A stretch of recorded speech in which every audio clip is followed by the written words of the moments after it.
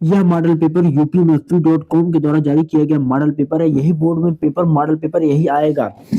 Same paper ऐसा ही board में पूछा जाएगा। 22 से 24 फरवरी को एकदम यही पेपर आएगा। देखो दिया गया है समय पहले 3 घंटा 15 मिनट। हमको पेपर को कैसे सॉल्व करना है, कितने क्वेश्चन पूछे जाएंगे, ये सभी हम इस वीडियो में डिटेल से समझेंगे। पहले कुछ यहाँ पर निर्देश दिए होते हैं, इसको पहले पढ़ लेना है ध्यान से। दिए गए प्रारंभ में 15 मिनट परीक्षार्थियों को प्रश्न पत्र पढ़ने के लिए निर्धारित है। प्रश्न पत्र में 2 खंड है, ये सभी दिया गया, पढ़ लेंगे हम पहले ये सभी। और 20 क्वेश्चन जो है वो मार्कशीट में हमको भरना पड़ेगा, भरने के लिए आता है। ये सभी दिया गया है। प्रत्येक प्रश्न के सम्मुख उनके निर्धारित अंक भी दिए गए और मार्कशीट पर उत्तर अंकित किए गए हैं।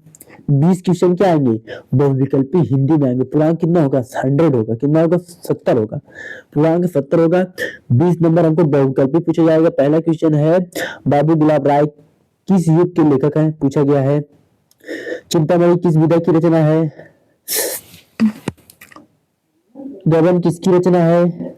हमको जो सही है उस पर चिन्ह लगाना है। ये 10 क्वेश्चन हो गए, पूछा गया है। त्रिप्रयास किस युग की रचना है। मधुशाला किसकी रचना है। भारत भारती किसकी रचना है। 10-20 क्वेश्चन पूछे जाएंगे हमको। ये 9वां क्वेश्चन पूछा गया है, आधुनिक आधुनिक काल कब से कब तक चला। आधुनिक काल कब से कब तक चला। मतीराम किस युग के कवि हैं। हास्य रस की अस्थायी भाव क्या होता है। इन सभी को हमको बताना है। बहुविकल्पी में और मार्कशीट में भरने के लिए आता है। 20 नंबर का पूछा जाएगा। प्रोला छंद में कुल कितने चरण होते हैं।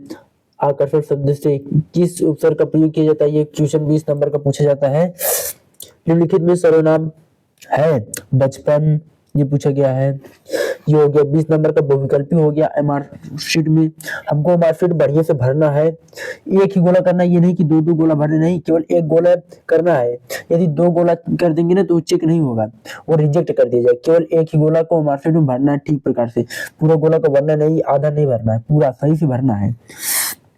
ये सभी गलती नहीं करना है। मार्कशीट में पहले खूब बढ़िया से जब हमको कंफर्म हो जाए हाँ ये क्वेश्चन सही है, ऐसे ही लगाना है, गोला भरना है। जल्दबाजी में हमको काम नहीं करना है, इस बात का तुम ध्यान रखना, क्योंकि गोला भरने में बहुत सी दिक्कत तो हो जाती है। अब उसके पास पूछा जाता है गद्यांश और पद्यांश 6 नंबर का। हमको इसी में से आंसर मिलता है। प्रश्न नंबर खंड ब है, यह कोई बात नहीं है कि एक स्वभाव और रुचि, ये मित्रता नामक चैप्टर से लिया गया है। लोगों में मित्रता हो सकती है, समाज में विभिन्नता देख के लोग एक दूसरे को आकर्षित होते। देखो इसका क्वेश्चन जो 3 क्वेश्चन है ना, इसका आंसर इसी में हमको मिल जाएगा। जैसे पूछा गया है गद्यांश का संदर्भ लिखिए, हमको लिखना है प्रस्तुत गद्यांश लिख देना है, लेखक और किस पाठ से लिया गया। गद्यांश के रेखांकित अंश की व्याख्या करना। ये जो लाइन दिया गया, अंडरलाइन दिया गया है, इसको हमको क्या करना है, व्याख्या करना है। लेखक के अनुसार समाज में विभिन्नता देखकर लोग एक दूसरे की ओर आकर्षित क्यों होते। ये क्वेश्चन पूछा गया है, हमको इसी में आंसर मिल जाएगा।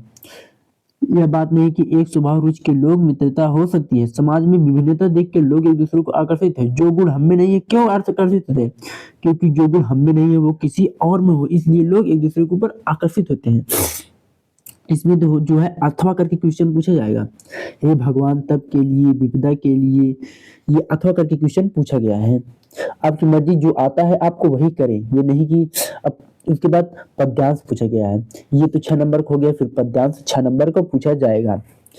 चरण कमल बंदो हरिराई, जाकी कृपा पगु गुगुर लंघो, अंधे को सब कुछ दर्शाई, बहिरो सुनो गुंगपुन बोलो। ये पूछा गया, इसका भी हमको आंसर इसी में मिल जाएगा। हमको ये पढ़ेंगे, इसका हमको ध्यान होना चाहिए, सभी पाठ को रिवीजन होना चाहिए। अथवा क्वेश्चन सुनी सुंदर, यह भी अथवा आपकी मर्जी, जो आता है वही करना है।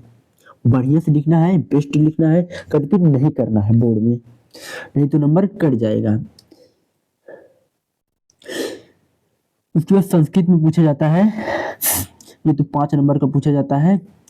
श्लोक और वही जैसे हिंदी में पद्यांश और गद्यांश, इसमें भी श्लोक और ऐसा नगरी भारतीय संस्कृति, ये 2 नंबर हमको संदर्भ लिखने के लिए मिलता है और 3 नंबर हमको अनुवाद करने के लिए मिलता है। आपकी मर्जी, चाहे इसको अथवा करके पूछे जाए, चाहे इसको करे चाहे इसको करे। फिर श्लोक, मनम हित्वा प्रियो भवति, क्रोधम हित्वा न शोचति, कर्मम हित्वा अर्थमानं भवति, लोभम हित्वा सुखी भवेत्। सर्वे भवन्तु सुखिनः, सर्वे सन्तु निरामये, सर्वे भद्राणि पश्यन्ति मा कश्चित् सुख। ये संस्कृत में पूछा गया है। हमको ये 5 नंबर का पूछा जाता है। फिर अपने पाठ पठित खंड ये एक उत्तर देना है। ये जिला के हिसाब से पूछा जाता है। जैसे हो गया कर्ण के मतलब कि प्रथम खंड द्रौपदी का संदर्भ लिखिए, सर्ग का लिखना है। कर्ण खंड मतलब कि ये जिला के हिसाब से पूछा जाता है। यदि आप जौनपुर जिले से होंगे तो इसमें कर्ण का पूछा जाता है। जिले के हिसाब से आपके जिले में जो पूछा जाता है वही आप याद कर लेना, 3 नंबर को मिल जाएगा आपको। फिर लेखक का परिचय लिखना है। आप 6 लेखक के परिचय याद कर लेंगे, मतलब 3 लेखक के और 3 कवि के, आपको 5 नंबर आराम से मिल जाएगा। बढ़िया की तरह लिखना है, एक भी नंबर नहीं कटेगा। आचार्य डॉक्टर राजेंद्र प्रसाद का और जयशंकर प्रसाद का ये पूछा गया है। ये हो जाएगा।